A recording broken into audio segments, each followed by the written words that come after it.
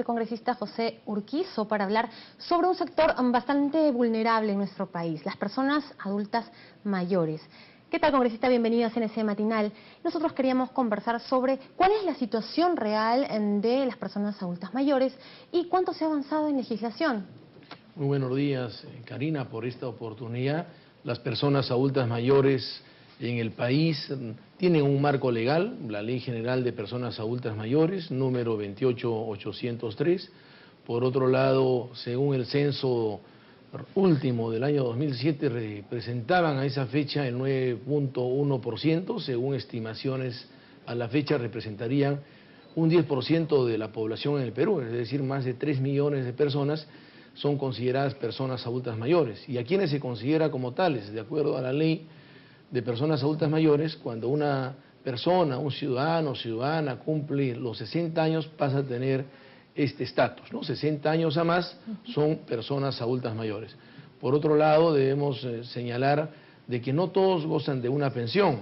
Existe un estimado que solamente 600.000 personas adultas mayores gozarían de una pensión. Sin embargo, tendríamos 2,5 millones, es decir, la diferencia de personas adultas mayores que no gozan de una pensión en el país. Es por ello que se plantea una ley de pensiones no contributivas en favor de las personas adultas mayores.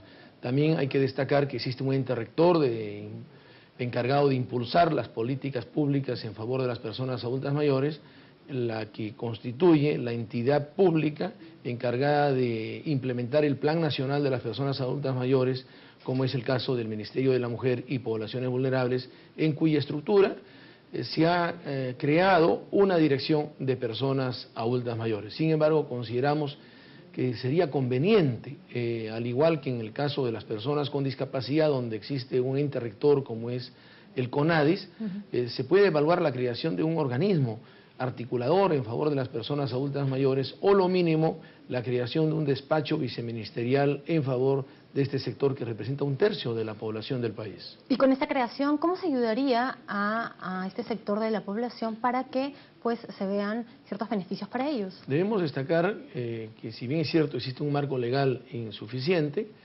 debemos precisar que existen una serie de entidades que tienen que ver con las personas adultas mayores, como es el caso del Ministerio de Salud, en cuya estructura existe un programa en favor de este sector, Vuelve a Sonreír. Existe también otro programa, Taitahuasi, la Casa de las Personas Adultas Mayores.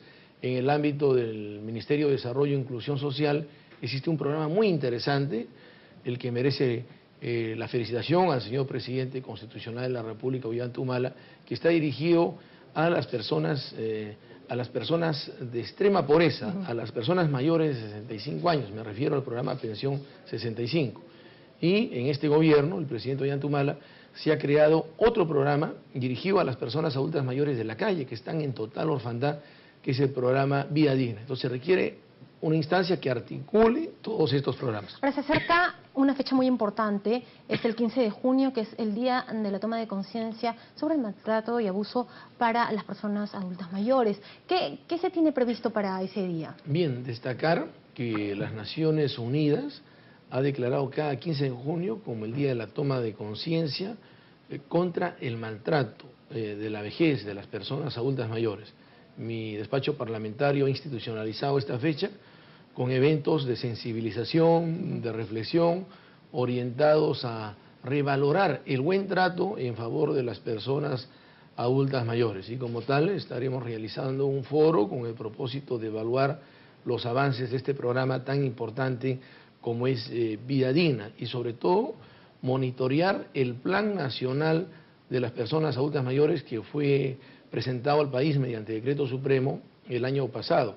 Este plan tiene algo en particular, que existe una comisión multisectorial permanente que se encarga del monitoreo, y existen responsabilidades no solo en el ámbito del gobierno nacional, sino también en el ámbito de los gobiernos regionales. Saludamos a aquellos gobiernos regionales que han formulado mediante ordenanzas regionales, han sido aprobados sus respectivos consejos regionales y los planes regionales en favor de las personas adultas mayores. Pero también existen responsabilidades en el ámbito de los municipios.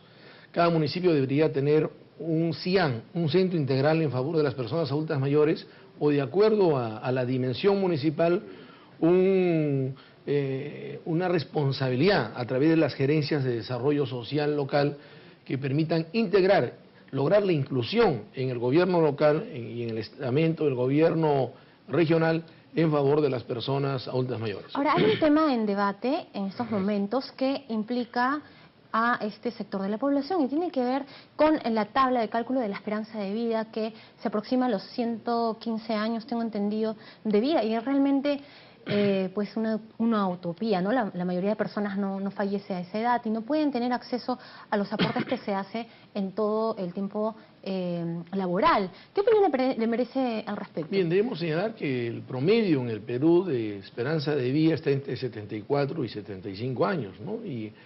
Y cualquier proyección tiene que realizarse sobre ese escenario en cuanto se refiere a la esperanza de vida. Y es ese escenario el que nos debe permitir visualizar la atención de las personas adultas mayores. Sin embargo, debo resaltar que en relación al tema pensionario, en el periodo parlamentario anterior, en coordinación con la OIT y la Asociación de Personas Adultas Mayores, ANAMPER, Perú, así como la Defensoría del Pueblo, se presentó el proyecto de ley 4213, el proyecto de ley de las pensiones no contributivas. Se ha solicitado la actualización de esta iniciativa que nos permita proyectarnos en función a la esperanza de vida de las personas adultas mayores, pero también atenderlos sobre la base de este importante programa que es Pensión 65. Ahora, congresista, previo a la entrevista nosotros conversábamos sobre muchas cosas todavía que faltan por hacer, pero entre ellos hay un tema que todavía vemos en la redacción de la Constitución, que es la mención de la palabra anciano, que por un tema de discriminación se ha determinado pues retirar esta expresión y tratar el tema con otro término. También el tema asilo, la palabra asilo, también se ha cambiado por la frase, bueno, casa de atención residencial. ¿Qué es lo que nos falta por hacer?